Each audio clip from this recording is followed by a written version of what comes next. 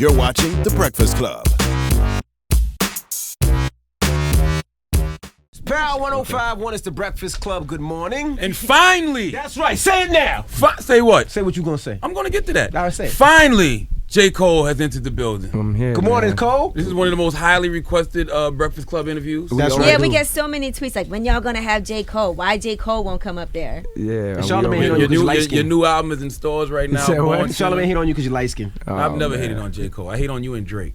You have hated on Chris J. Brown, Cole. No. Slow And down. J. Slow Cole. down. I'm First hearing of all, two different things. She says first- you hated on no. me. Who do you believe, J. First of Cole? all, I'm happy that J. Cole's here after you, the man. damage that Diggy Simmons did to his career. There you I go. survived. I I survived the Diggy storm. J. Cole killer Diggy Simmons. He put something on you, man. Yeah. You never wanted to respond to that. What happened? Why would I respond to that? Diggy? Exactly. You see how you just said it? Cole killer? What? See how you just said it? Charlamagne always trying to He cause was like, problems. Diggy? He was like, not even sure about it. You don't think Diggy was a formidable opponent? Nah, I mean, Diggy's like, I respect Diggy for even doing that. You know what I mean? It's Got like you. 2 diss songs in the cans. Like, I got a lot of respect for Diggy. Like, he got heart. You know what I mean? Was your But it's circle- not on site when I see him or anything like that. Nah, it's not on. was your circle getting at you like, oh, come on, Jay? You gotta Nah, do it was just kind of just really embarrassing. You know what I mean? Like, nobody really wanted to talk. It was like, oh man, like That's a lose-lose situation because Exactly. you can't really respond, and then if you don't respond, people think, why isn't he responding? But then if you do, it's like, why would he respond? yeah, it's exactly, and it's my fault. Why? How we start the interview off with Diggy? Because every morning when we play your record, he calls you. What do you call it? No, I called Diggy the J. Cole killer. Oh, Every my morning. Every morning he calls. He says that. I'm just happy you recovered, man. Word, yeah, thank you. I'm glad I'm still here, man. Well, I Word. did see you perform in the iHeartRadio Theater. Excellent performance. I showed up for that. Oh, thank you Yeah, very so much. I'm really looking forward to. I know the album did leak online ahead of time. Mad far in advance. It's like 12 days out, which these days is like feels like a month. You know what I mean? Right. Because usually, I mean, within 2 weeks, I guess it's good. But like, my last album was like maybe 6 days. You know what I'm saying? This one felt like This crazy. is way more highly anticipated, so Yeah, it's earlier. Yeah, I think it helped though, because people were like, yo, Born Sinner is dope. Absolutely, You know? I think it helped. Word. I'll take that. And so far, the records that you put out that we heard, I mean, I haven't got the album yet, but the records that we heard so far all sound great. They sound like good music. It sound like it was well thought of. So like it was well planned. Thank you, man. And well executed. Thank you. Now the song Nas, Yeah, Let Nas Down. Let Nas Down. Explain that song a little bit. Let Nas Down, man. So, if people know my career, they know I got signed in 09, dropped the warm up. It was like my first major like mixtape, which is really like an album. I dropped that in June 2009. I started doing interviews about my first album that fall because I got in the studio with no ID. I'm talking about, I was doing massive interviews. Every blog was interviewing me and video interviews too, and it got watered down with all the interviews. And like, so imagine talking about your album from fall of 2009 to fall of 2010, still no hasn't come album. out, yeah. You know what I mean? And then it hit a point where I was like, man, I couldn't get a release date because I didn't have a single that was connecting. Who That didn't work. Who That also taught me like how that radio game worked. You know what I mean? And that a song like Who That never had a chance, even though I was on there really rapping or whatever. So out of just survival, you know what I mean? I had to put out Friday Night Lights, which was one of the best moves in my whole career, you know what I mean? But I also had to sacrifice like a lot of album stuff for that. Long story short, even after Friday Night Lights, I still didn't have a release date because it was like the game didn't know what they know now, that you could sell records without necessarily having A radio a single. radio We single. need a single. We need a radio Right. single. Well, they know that now because of my first album, but this is before they knew that. So I'm like cooking up for months and months trying, like, man, and I finally get something. I'm like, yo, this is gonna kill. I'm like ecstatic about this record because I Right. feel like I finally beat the game. You know what I mean? And that was Workout. So I go play it for Jay. I'm like, yo, we got it. Please, come on, man, Right, let's right. go. He's like, all right. I don't know if he was really feeling it. He was feeling it, What's but that one? We got a good thing. Yeah, we- yeah, It sound exactly. like That wasn't one of my That was a favorites. huge song. yeah, listen to the story. All right. So I played. So I get a release date and we dropped the single. It was the worst response on any song I've ever. You gotta understand that, like, to my fan base, it's like, yo, that's the chosen one. Right. So when they heard that song, it threw them off. To add insult to injury, that being the worst response ever, I get a call from No ID, who's all, you know, who at this point has become such a big mentor to me. You know what I mean? Especially on production wise and just like hip hop period. And not only was he just like, man, why did y'all go with that? He was like, man, I'm gonna tell you the truth. I was with Nas, man, and Nas was talking about you, man. Like, why did he do that? You know what I mean? Like, don't he know he's the one? Like, why did he? Nah, man. You know what I mean? So when he told me that, it hurt, and I never forgot it. Right. You know what I mean? So like a year and a half later, I just made that song, and I didn't know I was gonna make the song. I just made the beat, started writing, and that's what came out. So Did you ever have a that's Let Nas conversation Down. with Nas about that? Yeah, 3 days later, after I made the song, I make the song. We all buzzing about it. Like me and my team is like, oh man, I feel like I got a lot of stuff off my chest. And 3 days later, we in Houston, Texas, man, of all places, and I got a radio show to do. It's at a car show. It's me, Future, and Naughty by Nature. It's like the most random lineup. Right. Well, Envy had heard. Vinny from Naughty by Nature performing his wedding. had Just no- Vinny, no, though. it Just wasn't Vinny. Baby, Vinny, his it was- baby shower. It was Baby shower, It was everybody. It was everybody except Vinny. But go was ahead. So we do the show, and we out first thing in the morning. Mind you, it's 3 days after I made the song. We get to the airport, first flight out to LA. It's like 6 in the morning that we in the airport. I take a seat. As soon as I sit down, my partner is like, yo, let me see your laptop so I can hear the song. We still buzzing about this song, mind you. He's like, yo, I want to hear the song. I take out my laptop, give it to him. He puts on the headphones. About a minute into it, they call for first class. I usually don't even trip. Like, I'll wait for everybody, but it's so early in the morning, I just want to go sleep. So I'm like, yo, let me get that laptop right back. He can't even finish the song, so he's like, all right. As he's handing me the laptop back, he stops and he's like, yo, is that Nas? And he's pointing right at the gate, and Nas is right at the gate for the flight that I'm about to get on. I never run into Nas. I only met Nas one time before that, you know what I mean? And I had just made this song. Right then I knew this was fate, you know what I mean? Like, this was one of the moments that's way bigger than you know what I'm saying? So I packed up my laptop, hopped on the flight. He was in the seat right behind me. Wow. So as soon as I came out, I was So like, Nas yo, wasn't in first class? You was in first class? You was in back? No, we was both They in were first both class. in first class. I'm just messing with you. Envy. I'm just messing with you. Dad. Sheesh. He knew you were? Yeah. No, that's a real question. Nah, he did, because we had met before, and he had told me he was a fan or whatever it is. So I'd seen him. He was like, he's like, oh, what's up? And I'm like, yo, Nas, look, man, it's crazy. I just made this song, but it's crazy because I'm seeing you, and my friend was just listening to it. I'm talking way too much. Right. You know what I mean? 'Cause I'm just a fan. I always talk too much when I get around him. So I'm just like, all right, man, just listen to the song. So I played him the song right then and there, and he flipped. Like, he went crazy. So it's just crazy that 3 days after I made that song, You ran into I him. ran into him. And you I never run into him. He can relate, though, because he made a record like that, the unauthorized biography of Rakim. That was on Streets Disciple. That's real. Yeah, you're right. So he can relate. Yeah. All right, and there was so much buzz about you clearly moving your album up a week to compete, or to put it out the same day as Kanye. Yeah. But really, it's a very strategic marketing move, I would say. Or did somebody at Rock Nation tip you and be like, look, man, Yeezus is kind of whack. So Nah, you can go head up with Ye right now. No, I didn't know how his album was, or like, I didn't have any clue. I just knew that his date was confirmed. First, it was a rumor to me, and I ain't paying no attention because I was in the middle of finishing my album. But then one day, it was like this Rolling Stone piece came out, and I was like, oh man, this is really happening. He really about to drop his album a week before me. Nah, and I just made the decision right there. Why? Why'd you make that decision? I don't know, man. My feeling at the time was like, I worked way too hard on the album to come a week after Kanye West hoopla, and he's deserved that. You know what I mean? Like, people say what they want about the album that he just dropped, but he's gonna get praised regardless of how you feel. Right. Because, Which isn't a good thing, though. well, it depends. But he's earned it. You know what I mean? He's earned that. Those are hard. That means you have hardcore fans. No, you have Exactly. fanatics. Fanatics ride with you whether you're doing But that's good a or you're great doing thing, bad, you would whether it want sucks that. or not. So my point is that I didn't want to come after that. I wanted to go to that, you know what I mean? Go be a part of that and make a statement like, yo, put my name in the conversation. Listen to my album the same day you listen to his.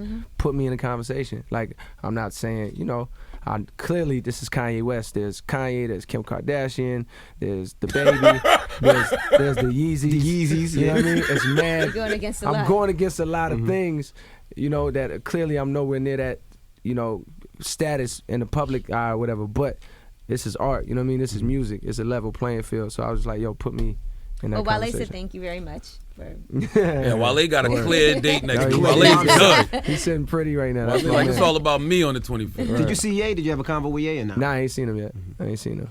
you guys have never worked together, right? You and Kanye? Not officially. There was one song on the Good Fridays when he was doing that called Looking for Trouble that he wanted me to get on. So that's the closest we got.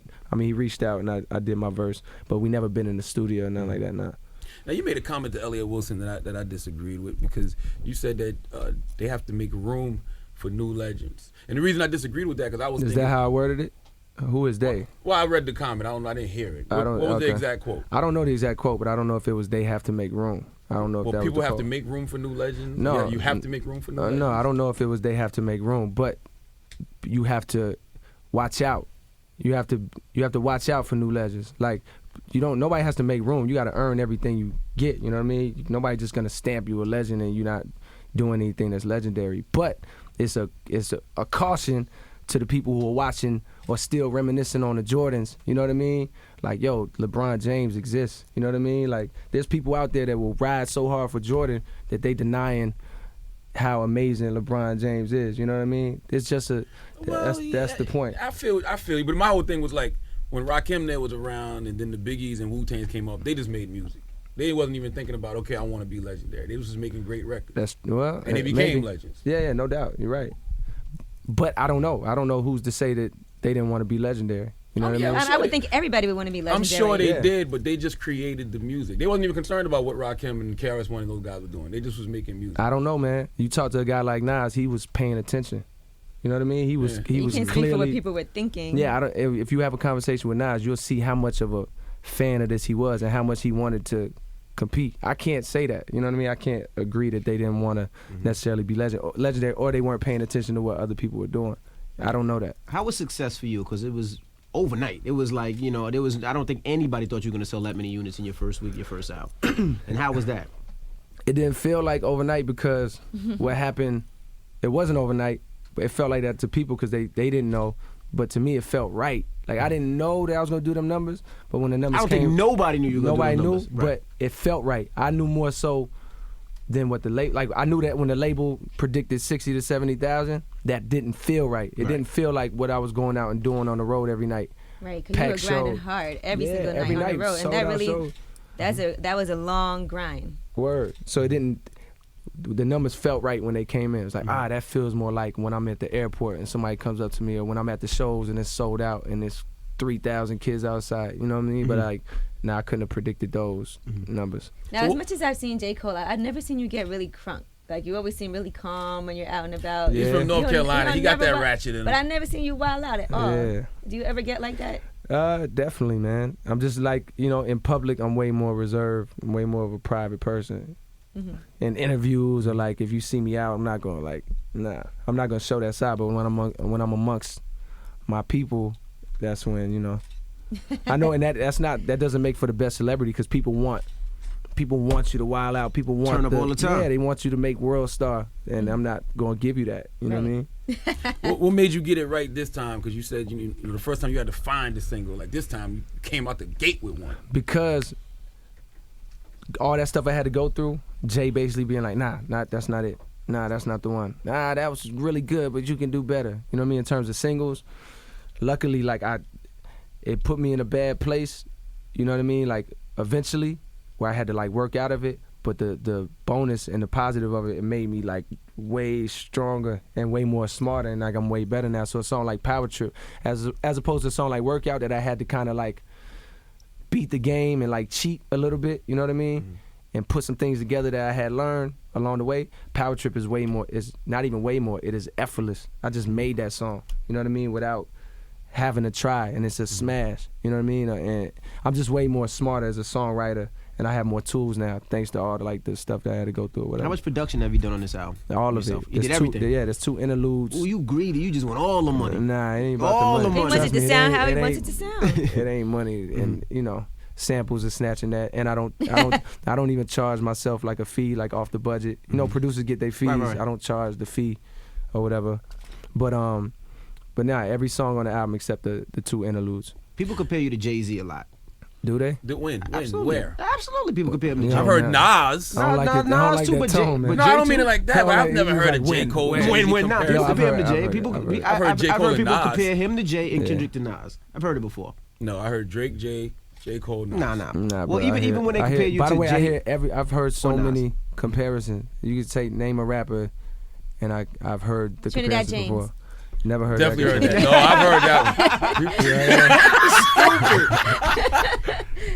one. Word. so when they do compare you to these artists, is there any pressure? Nah, it's flattering, but I know, like, come on, man, you got a long way to go before you can really be, Jay-Z, how many albums? 13. You still fan out to that. Jay? Like you said, when you see Nas, you talk too much because you're a fan. Do you still do the same with Jay? Absolutely. Definitely. What's the dumbest thing you did around Jay? You was like, damn, I look like a sucker.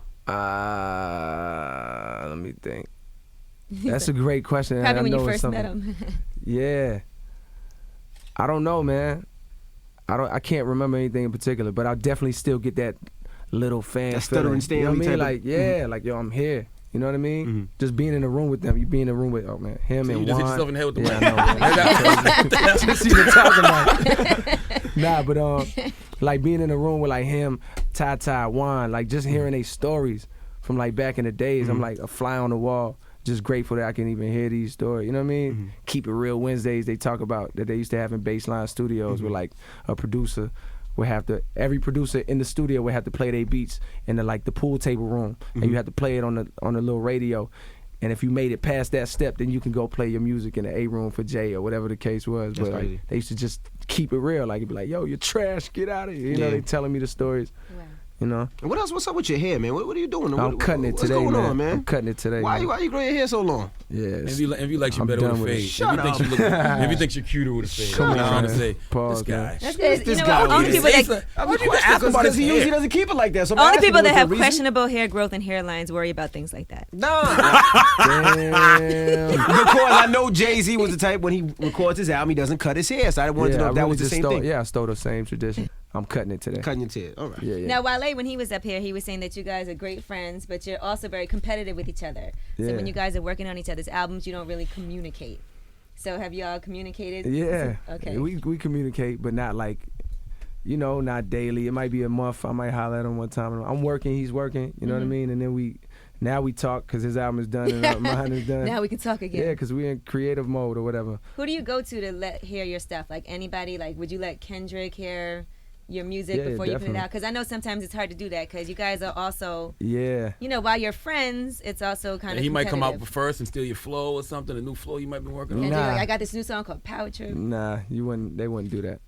I played Kendrick with the album when this was 2 months before his album came out. I played what I had of the album, then I played Drake my album. I played them like pieces of the album. I played Jay my album. You can't worry about that. You gotta have confidence that nobody's gonna be able to do what you do the way you do it. You know what I mean? Right. I understand what you're saying though. That used to be a fear. Like, I don't want to play in my album. You know what I mean? But nah. Did you even feel like you needed a radio record this time around, especially being the numbers you put up last time? I didn't. Originally, that's why I put out Miss America first. I was like, man, I'm just gonna drop the album. I don't really need a single. Miss America's not a radio song at all. You know what I mean? I thought I could do it without singles. And maybe I could have and made a statement, but I ended up making songs like Power Trip and songs like Crooked Smile, which were clearly singles. You know what I mean? Power How did Trip. that song come about to What? work with TLC? Like, how did that even happen in your head? I had the song. I had the concept for the song Crooked Smile, which is basically talking about my grill. You know what I mean? But also flipping it and like embracing it and trying to get other people to do the same. You know what I mean? Take their flaws and embrace them. That song could have been based on Nas too. Yeah. I thought about doing it like a remix maybe. You know Going what I mean? on to him and Fab. Word, exactly. But That's how you nah, he's perform being that for too. real though. I'm dead ass. But so when I finally got the hook for the song, it reminded me of like something I would want to hear TLC song because they had the monster records I'm that Pretty was and- positive. You know what I mean? It was uplifting. So I'm Pretty, yeah, and Waterfall. So I reached out. I didn't think it would happen, but it happened. Now you went to St. John's. Yeah, You graduated from St. John's? yeah. How important was getting your degree? Because I don't think I could name any other rapper that got a degree. Killer yeah. Mike, David Banner. Okay, besides them, you got your degree. Yeah, I did. How important was it? Mhm. I always knew I was gonna get it. It was important. Because most people would have dropped out and kept rapping. It kept Nah, struggling. It kept, I needed kept trying. college. I needed college to stay afloat. Mhm. Period. Point blank. I needed it to even be in New York City. But even more than that, like I'm With a them student loan checks? exactly, exactly the refund hustle. But like I needed it to stay afloat. Period. But even if I didn't, like I was bound for college. You know what I mean? I was getting great grades. My whole life, my mom told me she ain't go to college. My brother ain't go to school, but somehow she put it in me like, yo, So even from like first grade, I was always thinking about like what school I'm gonna go to, who I'm gonna play ball for. Right. Dean Smith, Carolina. Like I always used to visit. Like not going to college wasn't even an option. You play ball for St. John's or no? No. Now you didn't mention your dad. Was your dad around? Nah, but it's not that he wasn't around. He just lived in like another state. You know what I mean? But nah, I didn't grow up with my father. Now, how did they treat you back at home, man? Because, you know, the Carolinas, we don't have too much hip-hop representation. Yeah. You know, especially consistent guys that stay out there. You know, you had Petey Pablo, you had Little Brother, but you're actually a star and still consistent. So how did they treat you back it's at home? love. It's 100% love. Yeah. Like, of course, where I'm from, Fayetteville, is like incredible love. Incredible love. Greensboro is like one of my strongest markets, period. Out of all cities in the country, Greensboro is like probably the strongest market for me. Raleigh, they show me love. Charlotte showed me mad love, and Charlotte is slow. Like, they slow to hop on you, you know what I mean? And they finally start showing me love. Charlotte's not as hip-hop as like Raleigh and Fayetteville is. Like, those are real hip-hop towns. Charlotte's more crunk type hip-hop. That's true. And there's people in Charlotte that was messing with me from day one, but it took a while. Yeah. You know what I mean? And I think once radio comes along, Charlotte, like, they embrace you a little more. You feel pressure to put somebody on from back home? I know they on you about that. Oh, man. You know, they come on, man, put on for the city. I'm just looking for the right one. You know what I mean? Just something that connects me. I'm not going to do it just to say I did it. Yeah. I'm just looking for something that fits musically. You still live out there? No. I live in New York now. Yeah. Have you done 106 yet for this go-around? Yes. It's going to air today. Is that going to be a little awkward with Angela Simmons as a co-host? Oh, it wasn't. We did it. We taped it. It wasn't awkward. Nah, it wasn't cool. awkward at all. Yeah. I don't want Diggy to come out with no vicious Come balls. on, man. Being disrespectful. I don't want no more problems, man. Did Tyrese call you about that or hit you on Twitter about that? That's what he told us. What? He did, right? Yes. Yeah, I thought he did. He said he did what? I think he had to check you. Yeah, he did say. Man, why we didn't pull that clip up? No, he Y'all did, slipping. For real. He did say that. It just came to me now. What do you mean? What no, did he said I think he said he hit him on Twitter or he called him or checked him about. He tweeted you, called you, no, something. he tweeted something. I don't know what he tweeted, but nah, he ain't called me. You ignored the mighty Tyrese on Twitter? That's my guy. Now you can't ignore. All I thought about Tyrese. was the Coke commercial. I couldn't I couldn't get past it, man. Everybody loved Tyrese. Tyrese is the homie, man. That was a little. That's gonna be a headline. J. Cole disses Tyrese. Tyrese, we had to come out of here with one headline. Well, we appreciate you stopping through today finally. Yeah. And don't be a stranger, man. We thought you were scared. You can forget or it now after y'all got that headline. That's it. We thought you were scared of something. You living in New York and don't come out of J. breakfast. Cole is y'all not ain't scared. invited me, first of all. Nobody. You got my number. Hold on. I didn't ask you when are you coming. You did. That was a week ago, and I'm here. Okay. But you know what I respect about J. Cole? He does it the right way. He bases it around the music. If he don't got no music to promote, he's not coming to do no radio interviews. That's true. This the most I've seen you active, like, you know, as far as doing interviews and stuff, because your album's up. Exactly. I learned my lesson on the first one, man. I got burnt out with interviews. That's really what it is. Before my first album dropped, I must have had 3,000 interviews. I did one of those. It's a little different now. You did, but that was a good one. That was a really super early. It's different now. Now you go out and do interviews, guys ask you about your penis size and stuff like that. Did you see that, fam? You didn't walk out of that interview, though. It was done, right? What? No, what do you mean? You didn't walk out. Yeah, the headline was J. Cole walks out. I walked out. Oh. That was kind of awkward. They were just trying to set me up. Like, I have no problem with, like, him being gay or whatever the case is, but it was, like, purpose. Once I finally caught on, I was like, oh, man, they really just tried to set me up. Like, I was waiting for them to call you homophobic, but then I would have been like, yo, if I was a female and it was a guy saying, how deep is your pussy, and I walked out, it wouldn't have been a problem. Oh, yeah. No, I don't think they could say that because that wasn't the problem. It was just getting, like, disrespectful. It wasn't the fact that he was gay. It was just, like, I didn't even notice anything. It was like, before I knew it, I was like, oh, man, this turned, like, really weird. It was really awkward. Yeah. Now, J. Cole has never discussed his penis in interviews. He's not going to all of a sudden start doing that. Yeah, come on, man. Now, you before mad that you the leave, shoes they bought out weren't big enough, or what? Yeah, I needed the King Kong. My fault. Now, before you leave, you're a lyricist. All right. Everybody listens. Can we get some bars? Some bars? Some bars. When Acapella style. When y'all start rapping on the breakfast Nah, Club? I mean, you're a lyricist. I don't know where this came from. So every once in a while, we get lyricists up here. We ask them to speak. Every once in a else? You while. tell me So who where's else all those rap? other Only people? other person we ever asked to rap is Gunplay. And Machine Gun Kelly, but his was terrible. Come on, man. You don't really want me to rap right now. Yeah, we do. Can I get no beat? All right. Running from cops for hundreds of blocks like short dog before he stumbled and dropped. Gun in my crotch and it's unloaded. I just told it for fun, hoping that one day they catch me on camera like Gunplay. Gun button, motherfucker. one way to sell an album. Need all the help I can get, cause on this shelf that I sit, it's real lonely. My fans, do they still want me? They wait, and I'm fighting Satan. He think I'm his little homie. These stories are metaphors. They hold a deeper message for those who's fed up, hoping that you have my life instead of yours. They say the grass is always greener, the always cleaner on the other side, until you mow the lawn with gonorrhea and you realize you had it better way before the cheddar came. Looking back, I wanted your respect and never fame. But you know the saying, right, Jermaine? Careful what you ask for, cause even when you was mad poor, at least you laugh more. Never thought I'd still be proving myself on my sophomore. I understand it's been 1.5 years since my last tour, but things have changed since I last seen the rain. But the one that seemed to claim that he the king got a glass jaw, and I'ma break the cold world, no handkerchief. 2 clacks is yeah, I was about to go off. Well, at least you ain't reading off a Blackberry. Oh, you know, I wanted to ask you about one. 2 classics in on Kobe Bryant on some Lakers shit, and to make the playoffs, right, and taking no day offs. I'm on fire like money hungry company layoffs. No pink slips, if loose lips sink ships, then goddamn pussy the Titanic. I'm joking, only provoking in hopes to go number 1 again. Hoping some rapper disses me just to make the shit fun again. It's no fair. Pac had Mobb Deep and Biggie, and all I get left with is Tyrese and Diggy.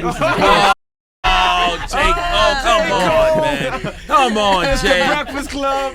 Y'all started this shit. Got one more thing we got to ask him about. The one lyric. What? The same reason they called Mr. C the finisher. Oh. Forbidden fruit, watch for the atoms. Of course y'all gonna ask about that, man. What inspired that?